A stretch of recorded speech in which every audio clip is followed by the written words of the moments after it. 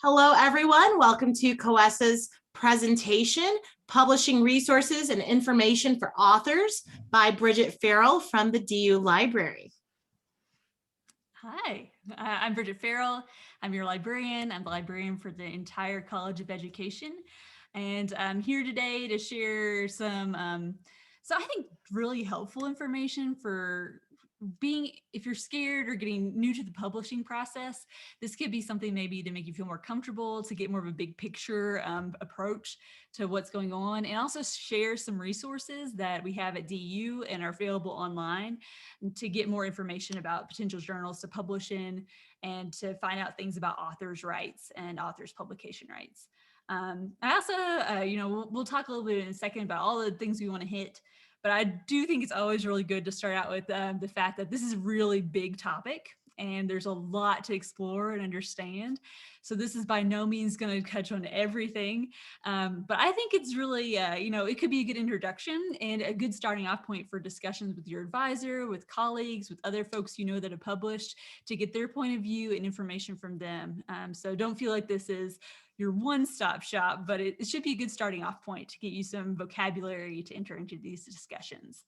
So I want to thank you for joining me, even if it's virtually or watching this later. I appreciate you taking the time to, learn with me.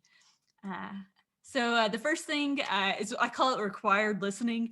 If you have any help later, if you have any questions that you want to follow up on, we do have a research center in the library. So you can find that on the library's homepage on the Ask Us button. And that allows you to answer, get your questions answered through chat and email and text, but you can also set up a consultation with me. So if you wanted some one-on-one time to talk about, the tools that I'm introducing today, I'm happy to do that. And I think that'd be really fun, especially since everyone has their own unique things that they're trying to publish. And so they might have unique challenges or opportunities available to them based on that. So I just wanted to let you know, if you watch this big recording later, or if you're here today and you're like, oh, I didn't think of this question until down the line, there's ways for you to get help and support and get your questions addressed. So these are the four things I am trying to tackle today. So one is, I want to talk about tools and a resource that we have for finding journals in your field.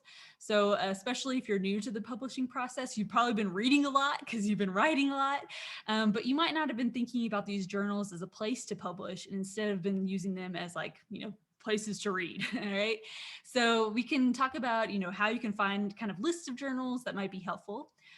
We can also talk about a little bit about journal metrics. So those are ways that quantitative ways that people have, kind of ranked journals. That's helpful for, maybe thinking about prestige of journal you're trying to apply to or submit to. And it also might be helpful just in general if you're interested in knowing about, which ones might get cited more if I publish in them. So we'll talk a little bit about journal metrics, including what they are. I will tell you, this goes way outside of my comfort zone in terms of my knowledge of quantitative stuff, but I do have a lot of resources that I've shared that you can look at. And so hopefully that'll get you started with that topic. Then I'm going to talk a little bit about authors' rights in publishing models. So those are going from traditional publishing to open access and the varieties of open access publishing available out there. And so hopefully that will give you maybe some more vocabulary when you're thinking about submitting and thinking about where you might want to submit in terms of the restrictions that they might have on your work once you've submitted it. So we'll talk about that more. And then finally, I think this is really helpful, but it's a little bit farther afield. So once you've published, how can you make yourself more noticeable out there? So I'm going to talk about ways to, really make yourself unique. So IDs that you can create that will make your work, let people easily track and find the work you create. And then also just profiles that you can make online that might get your name out there and show people the research that you're responsible for. So I think that ties in well with this discussion. It's just a little maybe farther down the line. So it'd be more like, thinking ahead. So those are the four things that I was going to chat about. But I am also open to, let's explore whatever topics you're interested in. So if you have questions that you want to put in chat, I know Joy will help me keep track of chat because she's amazing. And so, or if you want to unmute and talk, I'm also happy with that if you feel comfortable too. So don't hesitate. All right. No questions before we get started. I'm going to jump right into talking about strategies for finding journals in your discipline or in your field. There are two databases, two big resources that I really always want to highlight when we do this type of discussion. One, Browsine is great for just finding, collections of journals that we have at DU. And it's particularly great if you're just trying to keep track of hot research in your field, or whenever a new journal is coming out with a new issue that you might want to read.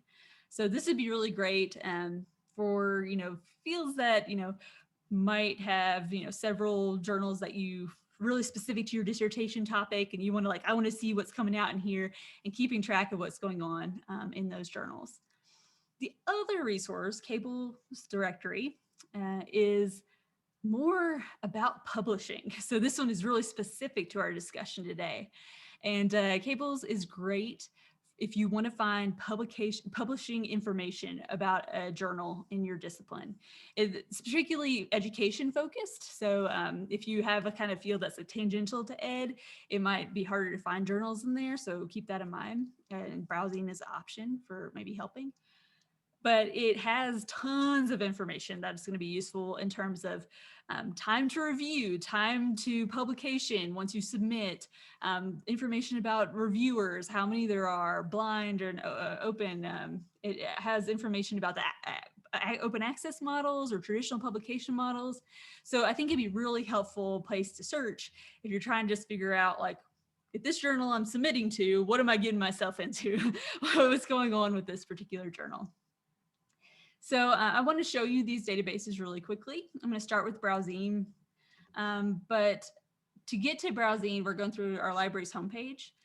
And just to kind of reiterate, this isn't going to have publication information. It's really just going to be helpful for you to identify journals in a discipline that you might eventually want to submit to. So I'm going to go to the library's homepage, and we'll be back here. And to get to this database, like any of our other ones, you'll go, let me see if I can go ahead and put this in chat. Here's the library's homepage link in case you want to jump there really quickly. And you can put in Browsine in our databases box right down here. So I'm going to annotate, spotlight. So you can see right down here in our databases box. And the link to Browsine, you'll have to sign with your 87 number and password.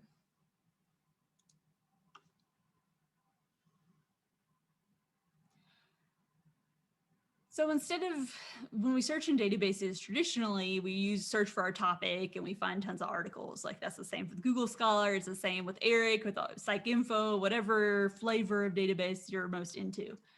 In this database, your really focus is on browsing. So it allows you to browse by subject to find those journals within the field. So I think this can be helpful if you want a more big picture look instead of maybe the more specific focus you might have if you're doing a search on your topic in a database. So you can see here they have a variety of subjects, but you can also type in the name of a maybe discipline you're interested in. And you'll see that if it's highlighted with orange on the right, it's going to show you a subject that you could look at and find a whole collection of journals on. So, I'm a library person, so I'm going to do a lot of examples from library science because I'll be able to speak more to that, and I've published in them, so it helps me have a context. And so if I look at this library and information science all journals, the red subject, it's going to bring up tons of different ones I can focus on and subdisciplines within library science that I could, really zero in on. I, of course, work in an academic library because they're the coolest ones, no bias. And so if I wanted to do that, I could get even narrower and find some things related to that. When I find a particular journal I really like this one is the Journal of Academic Librarianship, I can add this to my bookshelf. by creating an account. And then I'll be given alerts that could be sent to my device if I have the Browsine app, or that can live within my, Browsine anytime I log in.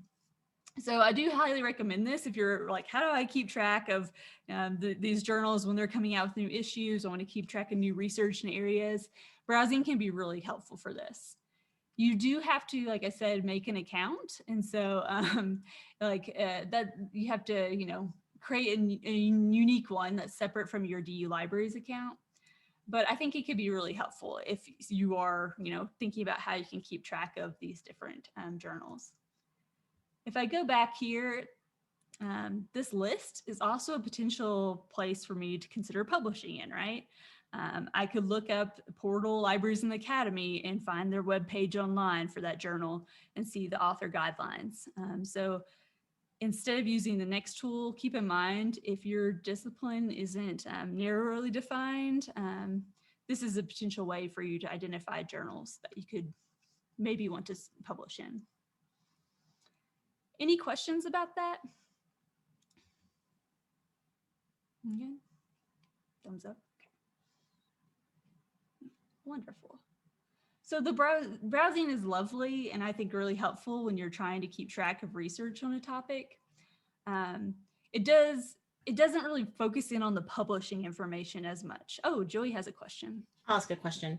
Mhm. So I can see journals, and then I can see journals in a issue, but I can't do like a search of a word within the journals or titles, or I can?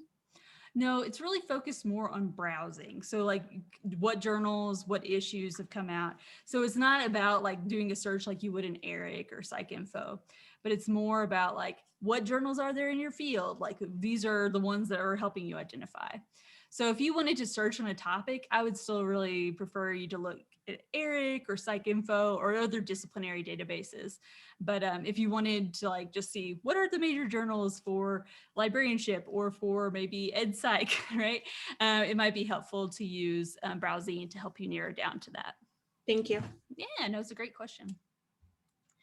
So I do think one thing that's really nice is that this includes many disciplines, not just education.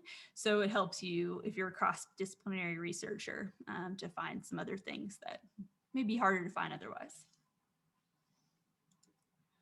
The other place we're gonna explore is CABLE's directory. And so this one I'm really excited about. It has stuff like acceptance rate. It has time to review, time to publication.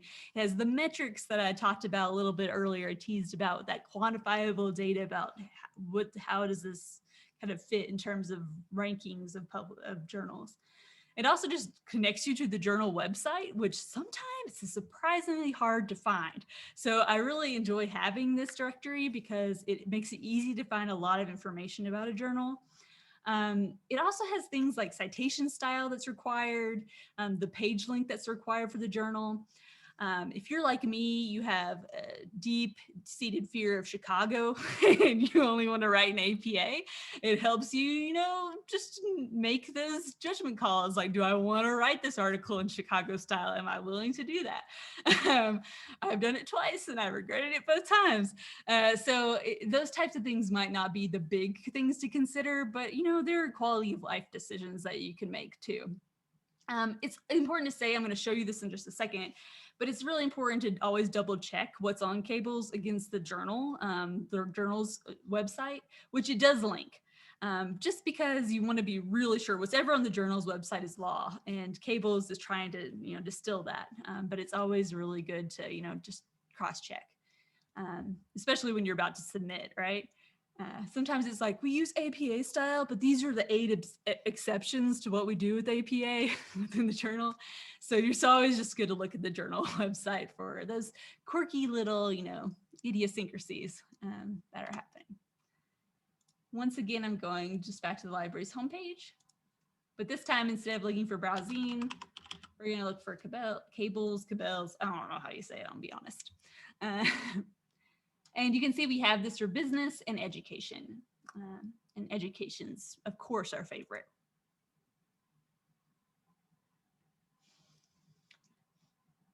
If you haven't used this tool, I think you're going to like it a lot. It's one that I feel like can be helpful at many stages in your career. Right now, if you're getting started in publishing, definitely. But if you're going up for promotion or tenure, this can easily help you kind of figure out metrics for the journals you published in, which are often required for tenure and promotion committees. So just like in Browsing, it allows you to search by or filter by discipline. So this filters button is going to be super helpful to you. If I click on that, can everyone see that all right? I can see if I can make this a little bit bigger. Okay. So the filters button brings up these options to look at disciplines, and you can use that to find the different subdisciplines you might be interested in education. It also has this index, which I think is more helpful within I wouldn't use it to filter as much. Altmetric reports, peer review, so the different types of peer review that might be done for an article. And so if you wanted to find a publication that was blind or double blind, I would say in general, those aren't usually the filtering options you would use. The most popular ones are probably going to be discipline and probably call for papers. It'd be really nice to know if they actively have a call for papers, right? So those two filters would be ones I'd point you to first. These other ones, though nice, I don't think are going to be ones you got to dive into more. There are other more that talk about country of origin, time to publication, but I think if you get started with the discipline, that's not a bad start at all. I have a question. Yeah. About the call for papers. You said active call for papers, like right now, March 9th, open. Yeah, so it depends on how often it's updating cables, but some of them, so if we do call for papers, yes. My whole field went to no when I search, so just asking. So it doesn't mean that they're not accepting papers, but like sometimes they have calls for special issues, things like that might be happening. So you can like most journals just let you submit like through their publishing model. And by most, I'm saying in a generalizable way. I could be wrong. There could be weird journals that don't do that have like hurdles to jump through. This would be a good one to like talk to your advisor about if you're finding that a lot of them don't have it. But if you do use this discipline filter, I just want to kind of show you, once again, you're stuck with library stuff. I'm really sorry. Let me see. I'm going to do no calls for papers. And you'll see I got 82 results that came up. But the real magic happens when you click on one of these. So I'm going to go to one that I'm pretty, I want to know more about. I am not a cataloger, so I'm going to click on this one. I don't know anything about this. And what this is telling me, as we click on these different publications, this about section is what comes up automatically. And you can see at a glance, it's telling you about submission, and it lets you view guidelines for that if you want to click on it. And it links you right out to the website. And then let me go back. I got a little happy there. It's fine. Filters. Then in addition to having the link out to the website, it also has a variety of information about the length, the style of citation style is required. This one probably is not on my short list, right? My Chicago hate. And then we also have information about, I think really importantly, because I know programs are going to a model where instead of doing a dissertation, you publish articles, or you have to have like them ready to go, is that the time to review and time to publication, if that's present, can be really helpful for people who are trying to maybe graduate on time, right? So those things would be, helpful to look at too, if you're like on a time crunch. I think one other thing that you keep in mind is like, this is just the About tab. There's also a metrics and a contact tab here, and those kind of are hidden. So I always like to point them out. But if you click on metrics, it particularly says like the alt metrics, which are ones that are more like social media focused about how many articles are shared or the mentions for articles that are in this journal.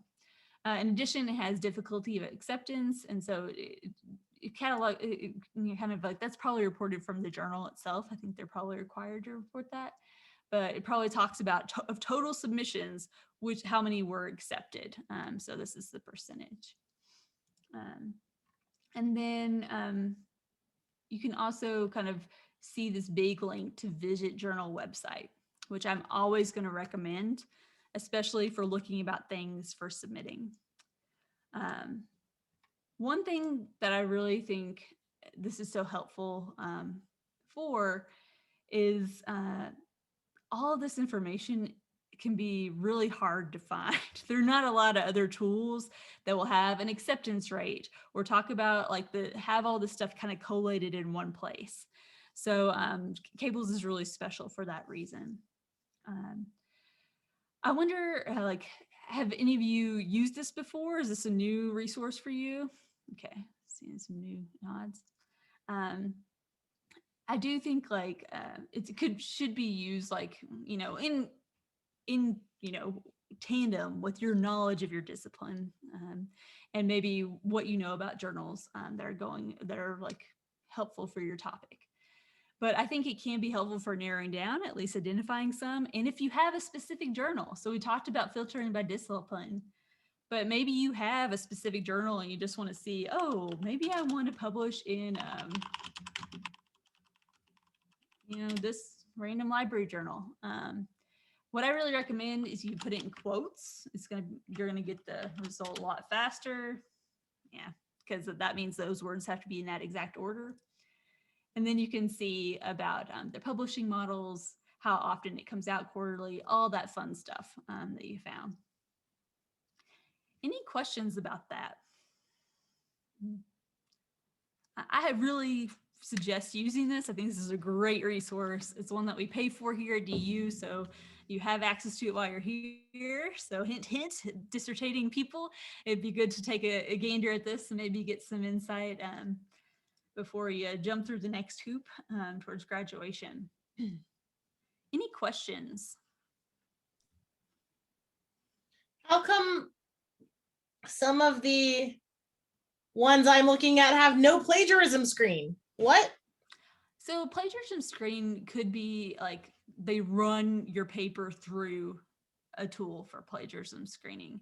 I have heard of journals that require you to pay for plagiarism screen as well. So it's possible that if they don't have one, they might be asking you to do it.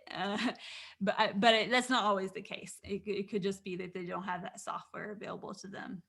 So that could be part of that. It's a good question, Joy. I also want to just take a second to point out, like, Cables has this other tool called predatory journals that we don't subscribe to. Have you all heard of this before? No. So this, I think, is an important start to this discussion, but there are journals that are kind of nefarious that are out there that are trying to take authors' money. And so it's important to know that, like, if a journal appears in Cables, it's not on the predatory journal report. Journal analytics, everything included that we're searching are ones that have been identified as not predatory by Cables. And the ones that are, we don't have access to those, but those would be something to keep in mind. If they don't show up in here, that does not mean they're predatory, because there's a scope thing, right? Cables can't have every journal under the sun that's education focused. But it would be something to keep in mind, like, oh, what do I know about this journal? Who's used this? Who's published in this before? And I saw that Andrew said in chat, does DU have a plagiarism screen free for students? So there is, we do have access to one, but it's like embedded in Canvas and it's managed by OTL, Office of Teaching and Learning. It uses Turnitin. Turnitin, yeah. And so there are others online, but the problem with those is like that are free. But the problem with those is you want to be really careful, because if you're uploading your written word into something free online, you want to make really sure that you know what they're going to do with it once you've uploaded it to check for plagiarism. So, you can talk to OTL if you submit to a journal that requires you to screen, or and they can see if they can get you access to Turnitin for your needs. Or you can also look for one of those free ones online. You just want to do a little bit of evaluation before you upload anything. Does that help, Andrew? All right. So I do really recommend taking a look at this. And it's just neat in general. I learned a lot about the different journals that were out there for library science, like, and the related subdisciplines.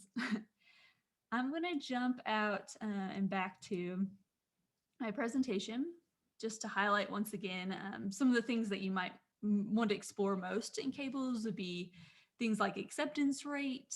This is really, intense journal. The time to review and time to publication if you're time sensitive. Journal metrics, which we're going to talk about a little bit more in a second, which are, how we quantify what's a big impact factor journal. And then the website, which I think is so hard to track down sometimes online. And it makes it really easy to look at.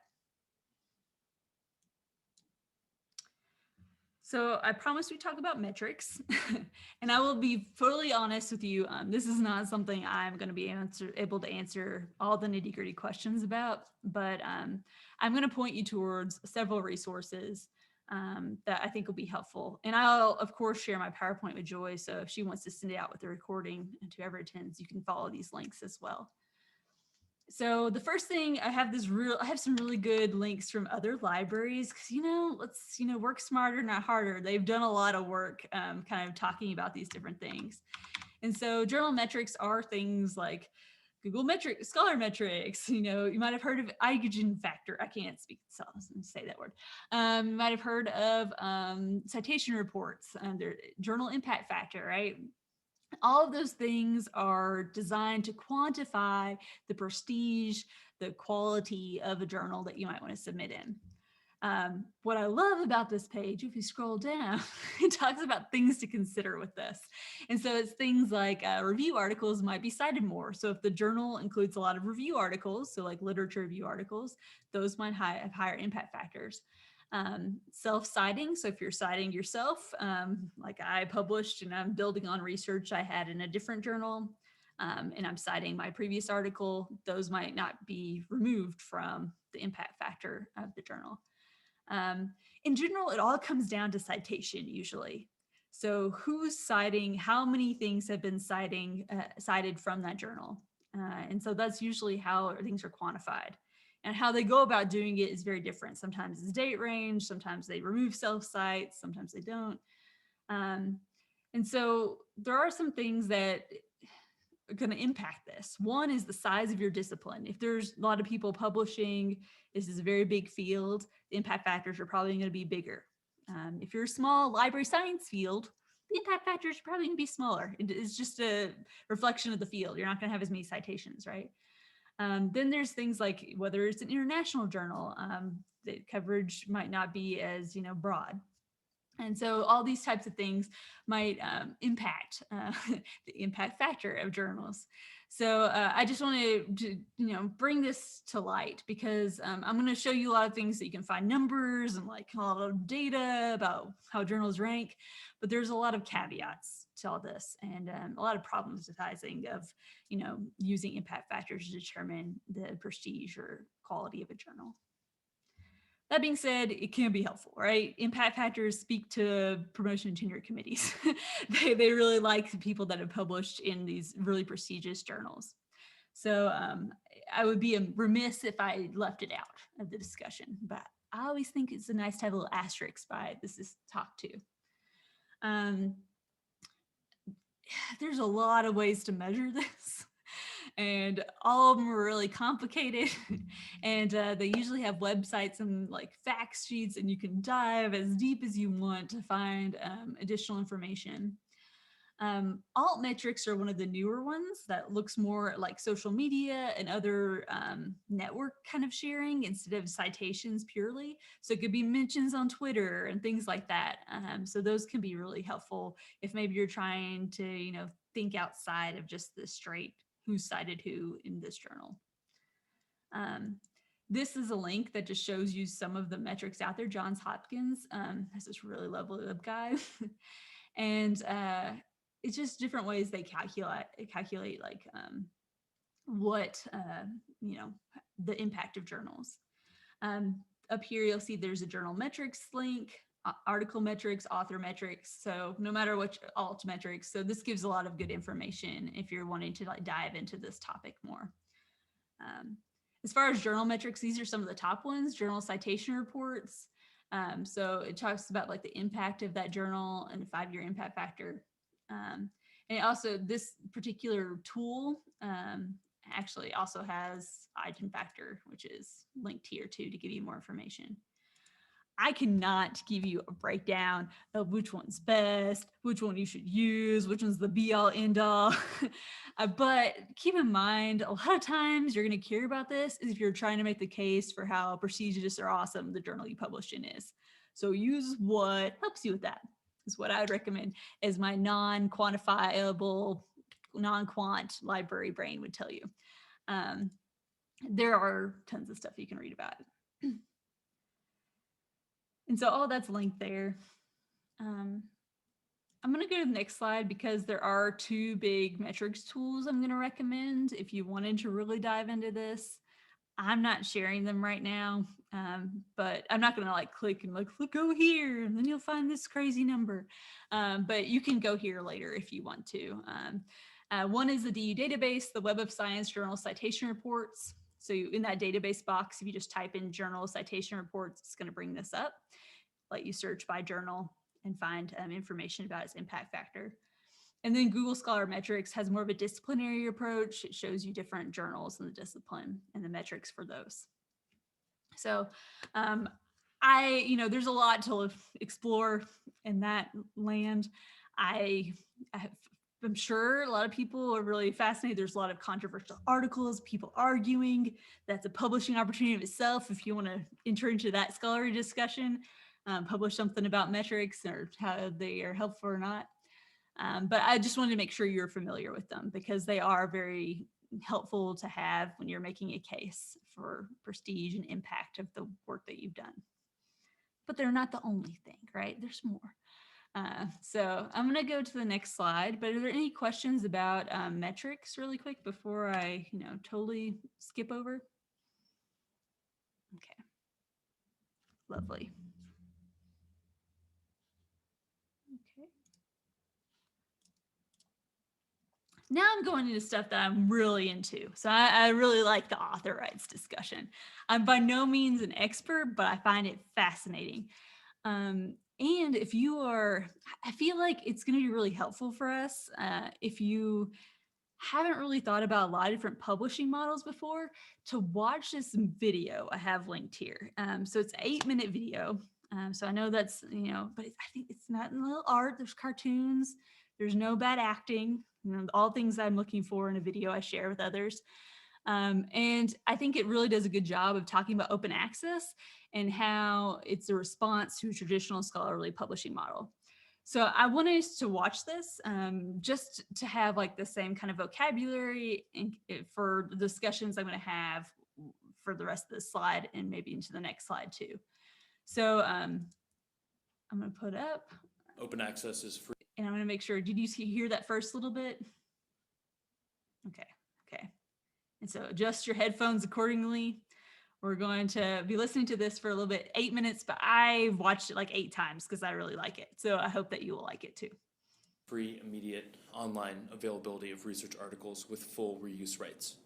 This is about, first of all, making all this content available for anyone, wherever they are in the world, to read and access and build upon, so people can do interesting things and work in new ways with the material to really make the research literature much more valuable.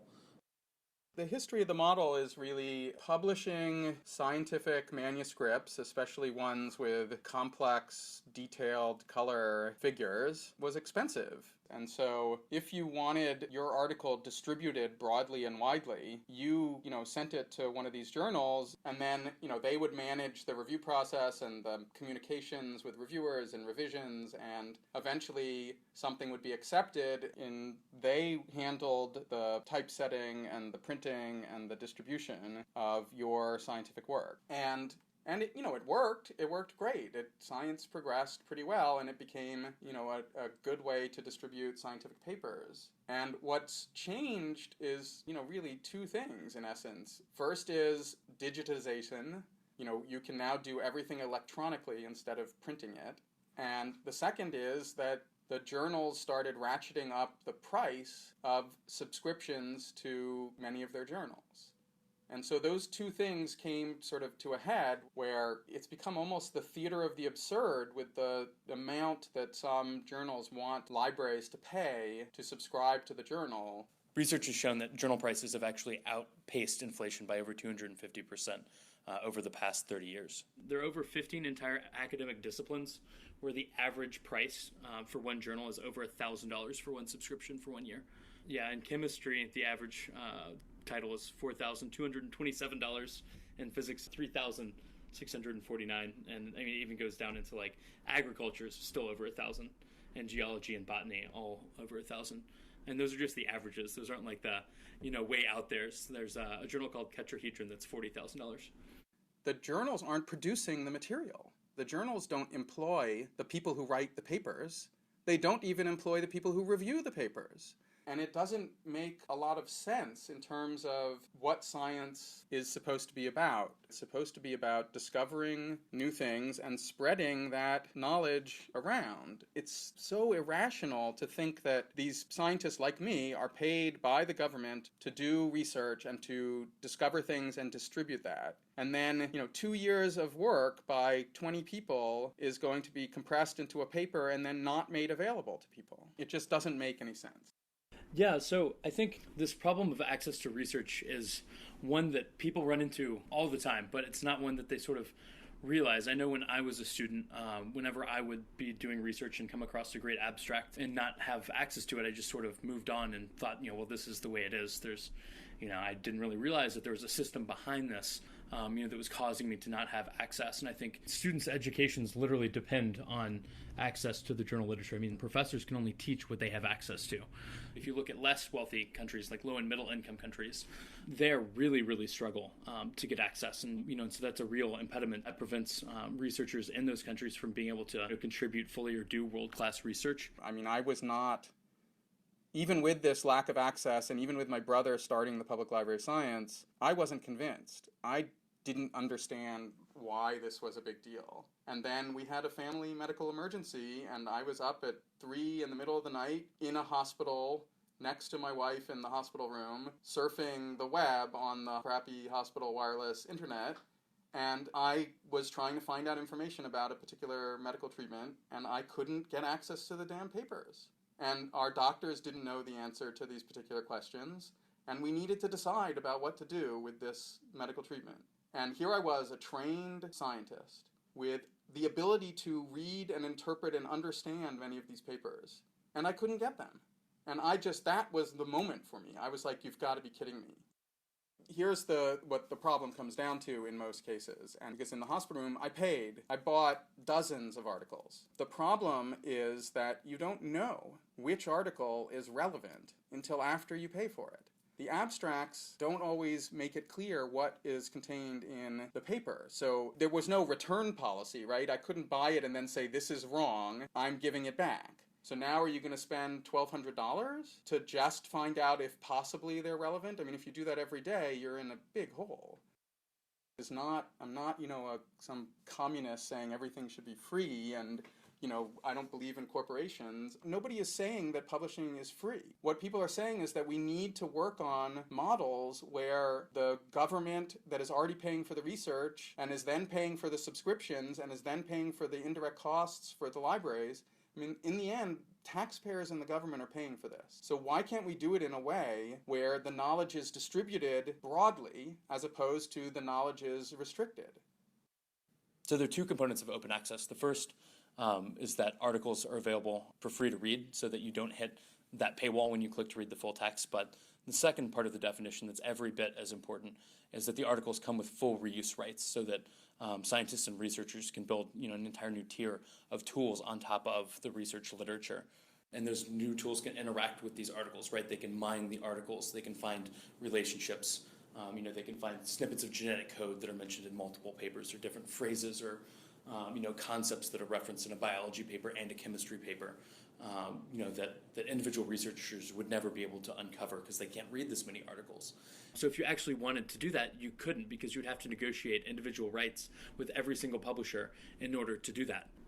In an open access world, all this information would be open on the internet for free, and people would have unrestricted rights, to do that kind of data mining. I think the main impediment is the incredibly slow movement of scientific cultural practices. I mean, I think, scientists, despite being great explorers in terms of knowledge, are sort of very conservative in terms of changing their practices. Lots of the community says, oh yeah, I support openness, but I want a Nature paper.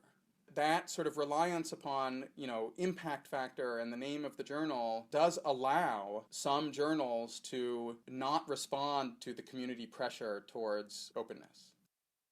The scientific publishing model that we have now, there's no evidence that it is optimal. We need to experiment with all sorts of different scientific publishing systems. Corporations may figure that out before governments do. I'm very open to whoever is going to come up with creative solutions to these issues. I view it much more as scientists and scientific publishers are slow to change. Some of them are going to be left in the dirt because openness is clearly the future, and the creative ones are going to survive. It's really important that graduate students, start these conversations with their research teams, their PIs, just let them know that it's something that they care about. And, there's a real benefit to researchers, to graduate students by doing this, right? Because the more people that see your work, the more people can build upon it, and they'll cite you. It's not just good for the person that can read your paper, it's also good for you. I believe that scientific knowledge spreads and increases best if there are no restrictions on access to the knowledge that has been generated in other places. I want the discovery of new scientific knowledge to happen faster, and openness helps accelerate that. Even if, for your own reasons, you need to publish in a subscription journal, there is this other option that even if you don't publish in an open access journal, that you can still make, the text of the article itself freely available so that people can at least read it and get access to it.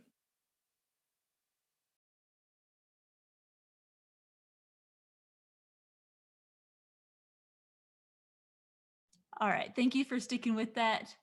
I want to be very clear that that definitely comes with a point of view.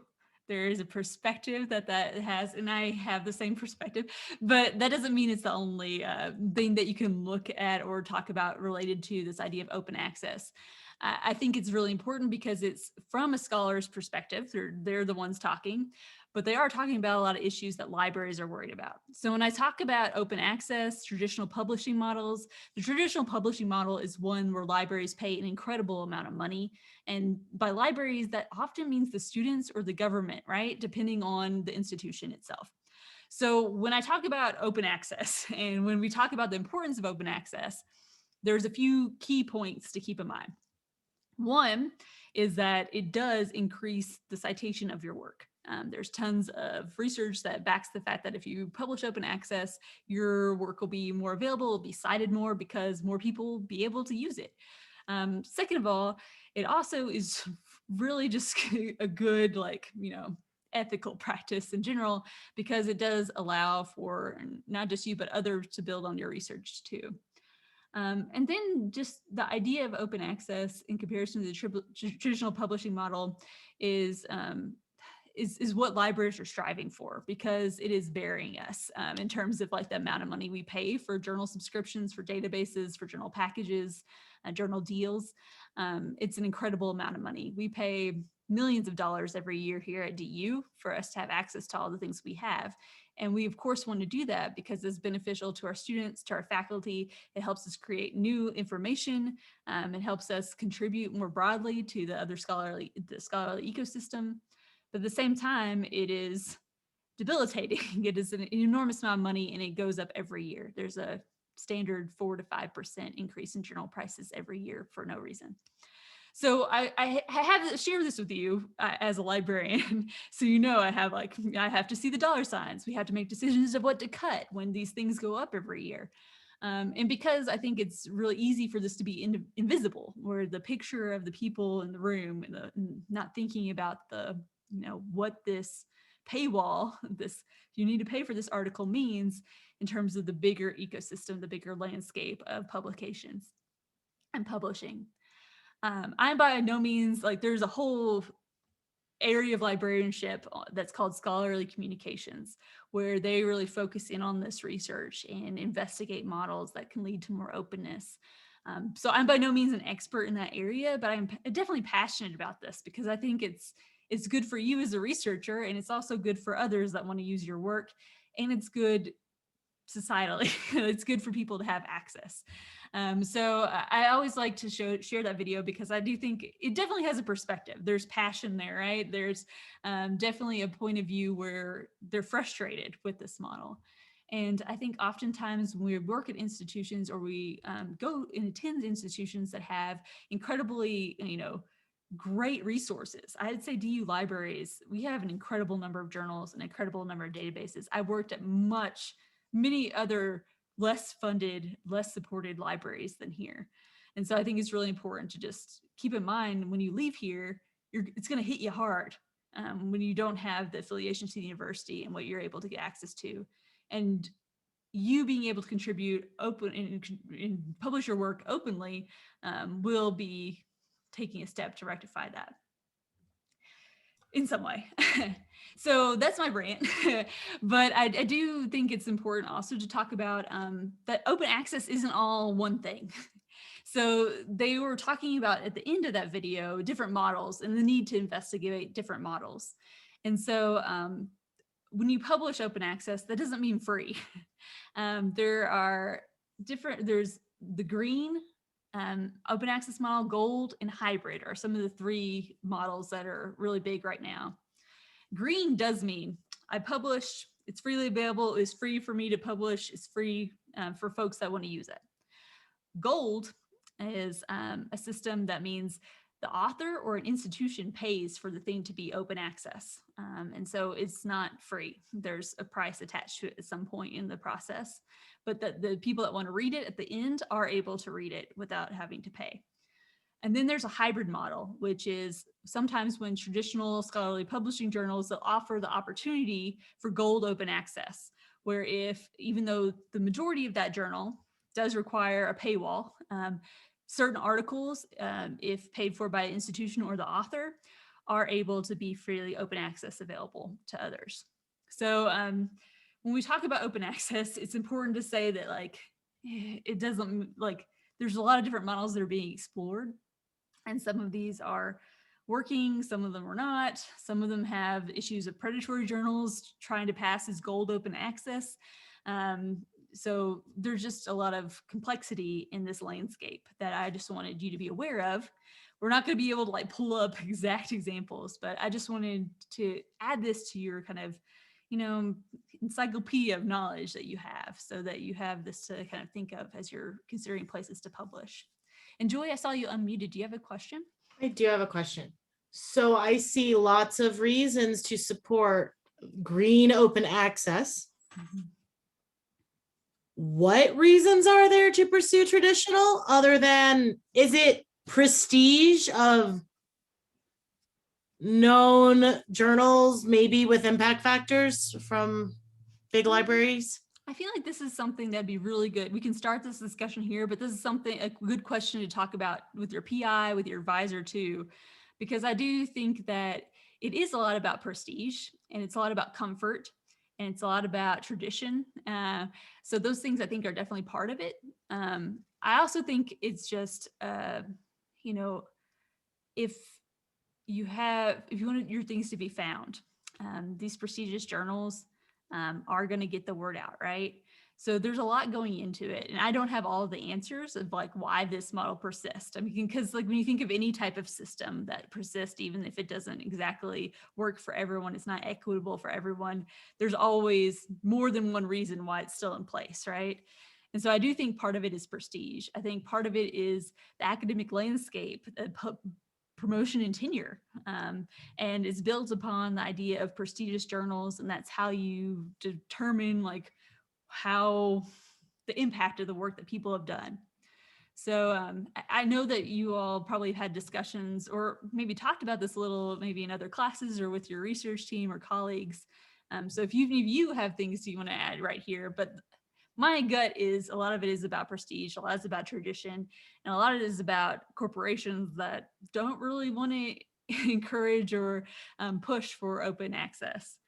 I'd also say open access isn't free, even if it's green, because things still have to be posted. The work still has to be done. And so when we think about green, we think like, oh, well, it could just be free and it's good, but there's still editors, there's still hosting of the website, the journal lives on. All of those things have to be taken care of. And it's really hard to like have a system in place that's just going to cover all of that, right? So I understand if you don't have the answer to this question, but my question right now is then, if I do one research study and I write about it and get it published traditionally, can I paraphrase myself and publish it open access as well? So then we're getting into the author rights. And so it depends when you submit for publication, you're given a copyright agreement from the publisher. And so if you've engaged with this process before, I don't know if anyone in here has done some, dabbled, but they give you a publication, a copyright agreement. And with that copyright agreement, it lays out what you're able to do with the work as an author. Sometimes it says you can share this many times on this platform. It gives you a link you can use. Sometimes it allows you to say, oh, for a post print, like, so something that has the letterhead of the journal and all that stuff, you can put that out there in an institutional repository, which I'll talk about in a second. Sometimes they'll say for preprint, so before a review process, you can put that out there. You have control over that. And sometimes they're like, you can't do anything. It just depends on the journal itself about what they allow you to do rights-wise. And this link right here, Sherpa Romeo, the one I have linked, is one that lets you investigate policies at different journals, that lets you figure out kind of what rights you would retain. So if you haven't used this site before, similarly, it lets you search by journal title. I'm sorry. And one other little question. Can I find a list of green open access somewhere for education, I guess? So that's when cables might be helpful, because it does allow you to kind of look and see green for open. Mm-hmm. Yeah. Okay, thank you. You do always want to check against the page for the journal, right? So this one, you can see this is a journal I'm familiar with. And so this is kind of hard to read, right? But so the published version, accepted version, submitted version, it lets you tell you kind of what you're able to do with these different portions. And so you have to keep in mind, like, that you think of your article as the one that's published in the journal, but you might have permissions for earlier in that process. So something to keep in mind as you're submitting, even if you're submitting in a traditional publication, you might want to explore keeping things that you're submitting, right? So like, oh, this is the thing I'm submitting to the journal. Keep a copy of that and name it preprint. So you might be able to retain rights to publish that aspect. You might be able to keep things after review, but before it's published in that actual journal. So if the reviewers, you've done your revisions and it's going to editor, you might be able to keep that. So keeping those different versions might be ones that will give you some power. And Andrew asked, do authors get paid for publishing? If so, do they get paid with open access? They do not get paid for publishing. No, reviewers don't get paid for reviewing either. And 99% of journals I'm aware of. So that's really, I think, where's the money going? It's going to the publisher, the Wiley, Elsevier, Sage, all of those publishers are the ones that are getting the money. Yeah.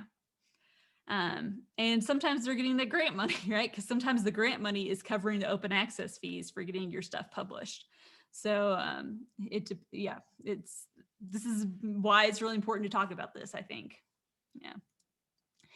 So I do want to kind of, I know that this is, you should keep in mind you're getting the librarian view of this, and I'm very angry about it, and I have a lot of feelings.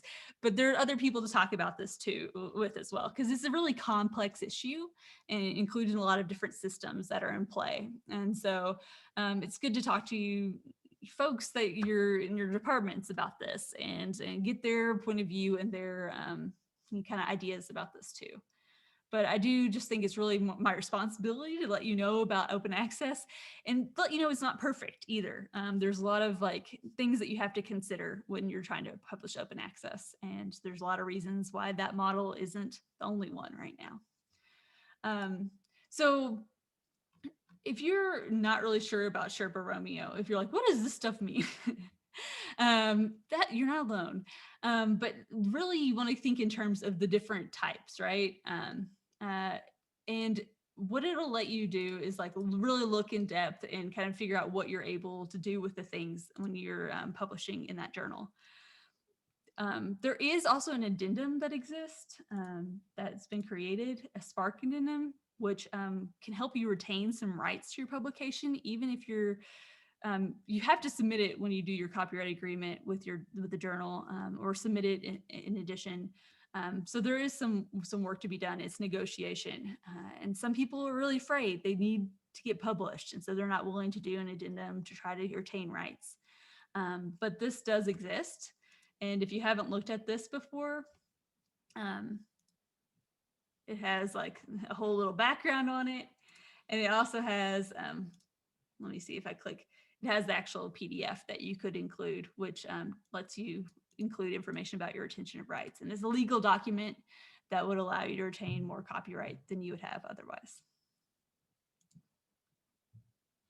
Now, even when you're, I know there's a lot to cover with this. And so I know this is like, this is all already a lot of information. But one thing that you'll find when you look in Sherpa Romeo is that some permissions are, it'll allow you to submit a preprint or a postprint to your institutional repository. You're going to see that word institutional repository. Have any of you heard that before in passing or discussion? So repositories are places to store scholarly work, and institutional ones are tied to your university, the institution you're affiliated with. There are also disciplinary repositories, which you can submit for maybe education. I don't know if you're familiar with any big education repositories, but they do exist. And so sometimes people say disciplinary repository, institutional. We have one here at DU, and so it's called Digital Commons at DU. And I can show you in just a second, but this is a place to store preprints or postprints that are allowed by the publisher for you to post online. And these things in the repository are findable via Google. They allow people to use your work even if they don't have access to that journal, because they'll be able to find that work online. We have an institutional repository manager who knows way more about Sherpa Romeo than I will ever know. And so she is someone I would direct you to if you were like, I want to publish in this journal, but I want to be able to post this in an institutional repository. So Jenalise Cox is her name. And so she'd be someone I would connect you with. If you haven't looked at Digital Commons at DU, it has different collections. You can see by research unit, center, or department. If I click on collections over here on the left, you can see by college. And so if we go to Morgridge, and I know Research Methods has a few things in here. Let me see, yeah. You can see it has a faculty scholarship section. If I went to library science, faculty scholarship, student scholarship, and some just have DRPs. Like this doesn't always have scholarship within it. Sometimes, published scholarship. Sometimes it's very incredible amount of work for like DRPs and other doctoral research projects. So this is one way that the library is trying to support open access by maintaining an institutional repository where it's possible for faculty and students, if they like to, put their published works that they have permissions to share. So if I clicked on the faculty scholarship in here, you can see a lot of it is Nick Cutforth's. He's such a good fan of the library. He worked with Jenalise to include either links to articles. So this one, we don't have the full text of, but it has the abstract, or PDFs where he has permissions or links to our catalog for things that we have too. So you can see how this might work to help to make things more available. And the idea is if someone searched in Google Scholar for something that has a PDF here, this page would come up and they'd be able to get access through Google Scholar or another search tool. Do you have any questions about that?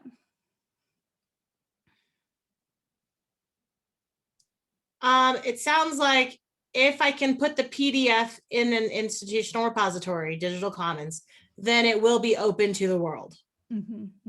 Yeah, if you have permissions, and you have to really pay attention to whether it allows the preprint, postprint, or published work to be submitted. How attached to DU do I need to be to keep that going? So right now I'm a student. I know our doctoral research projects and dissertations and practices get put up there. What if I am alumni? Can I still add to my digital commons thing or no? That'd be something that'd be really good to talk with Jenalise. I think she'd be very interested. But you also should keep in mind, if you're affiliated with a different institution at that time, they probably have an IR, institutional repository, they'd like you to publish it in. So if you're not affiliated with anyone, I think Jenalise would be a great person to chat with because I think she would love to, you know, make sure you had a place to put your work. I hope this is this clear? Is this helpful? Maybe a little depressing, I know, but it's a nice workaround. I appreciate. Yeah, but it's more work too, right? So for Jenalise. she's amazing. She does so many good things. We're so lucky to have her. So we've talked about open access. We've talked about traditional models for publication.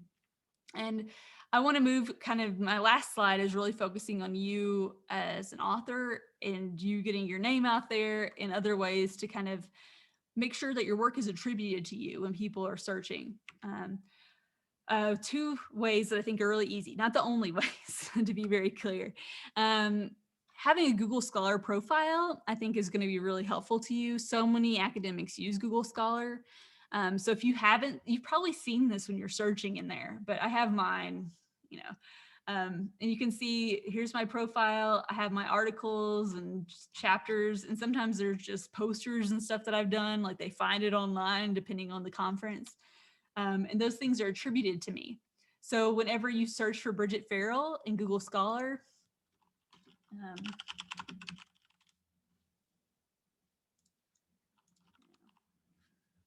I practiced earlier to make sure. You can see there's this little profile here, and it says Librarian, University of Denver. So you can create your own too. So keep that in mind. Like if you go to Google Scholar, it'll have like a little profile thing. Yeah, my profile. And once you go into there, you can set it up. When you have your published works, your posters, even if they're in a conference that's open, they can go in here.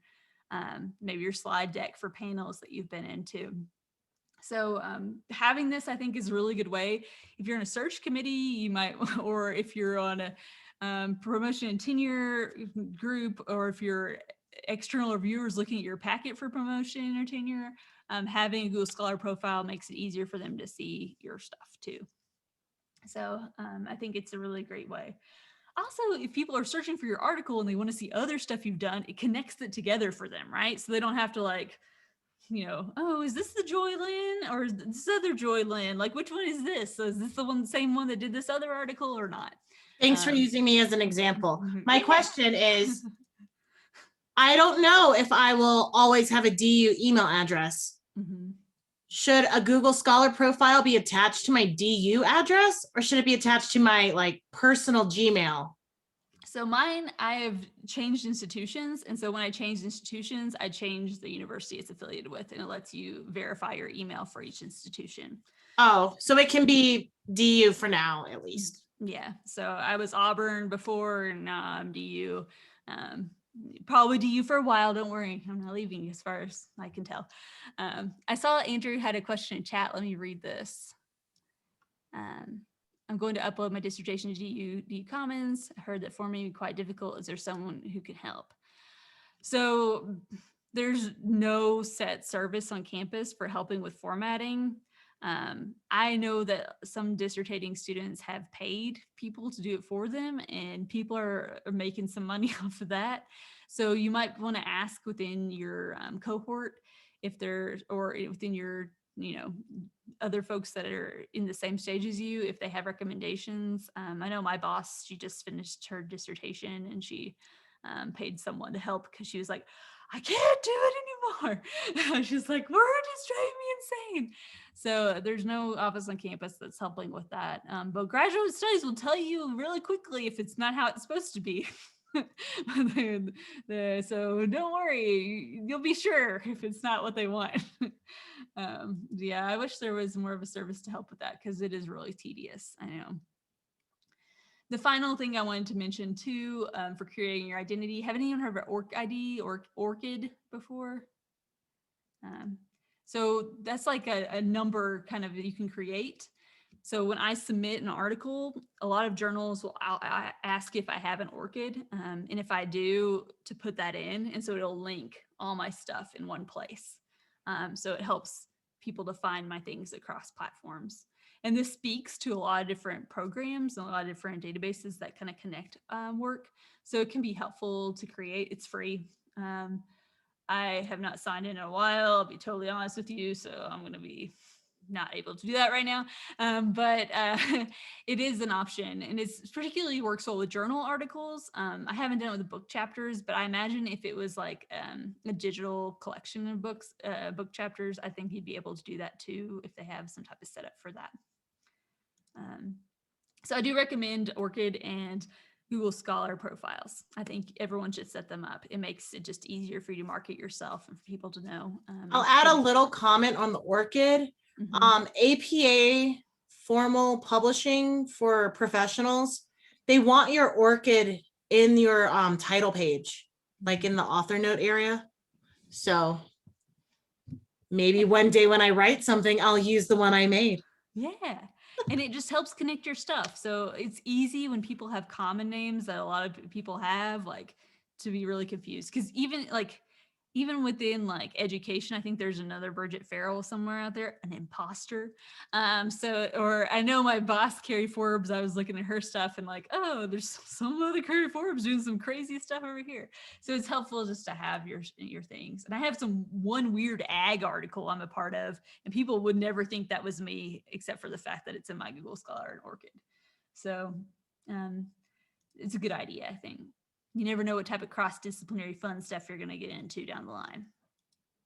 So the last slide, if you're interested in learning more, there's so much more to talk about related to this. We've talked about a lot today, and I want to make sure there's time to questions if you aren't exhausted. But one thing I have linked here that might be really helpful is this is from the Association of College and Research Libraries, which is a professional association for librarians. But it talks in so much depth about all the stuff that we talk about. All these tabs have little sub areas about authors' rights and repositories, and just gives you so much more information. So I think this would be a really good, it's written for librarians. So there might be some context switching you might have to do. But I think it's really great information. It's here to educate librarians. So just put on your junior librarian hat if you want and dig into that. I think it could be really helpful. They have so much about authors' rights, and they have more information about preprint, postprint, publisher version, PDF. So it defines a lot of the stuff we were talking about in case you need to go back to it. Talks about measuring impact, all metrics, all the stuff we were talking about there too.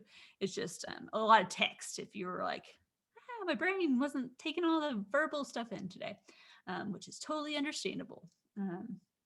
So I also want to suggest if you want to meet with me, we can work through this together. If you're running into any unique problems, I'd be happy to help too. But I think that ends my presentation. I'm happy to answer any questions. And I don't know, do we want to record the questions, Joy, or do we want to turn the recording off for that? I'll leave it up to you all. I think let's end the recording. Okay, bye. Virtual.